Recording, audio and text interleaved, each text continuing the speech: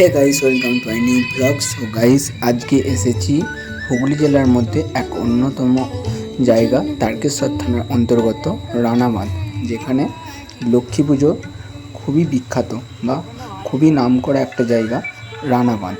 এখানে অনেক দূর দূরান্ত থেকে মানুষ আসে লক্ষ্মী পুজো দেখতে, আর আজ লক্ষ্মী পুজো শুরু হয়ে গিয়েছে আর তারই ভিড় লেগেই গিয়েছে বলতে গেলে চলে। আমি গিয়েছিলাম সকালবেলা ভিডিও করতে, আর লক্ষ্মী পুজো মানুষ দেখতে আসে বাইরে থেকে ঠিক বিকাল টাইমটার পর। এখানে সারা রাত মেলা হয়, 6 দিন থেকে 7 দিন মতন এখানে লক্ষ্মী পুজোর মেলা বা অনুষ্ঠান হয়।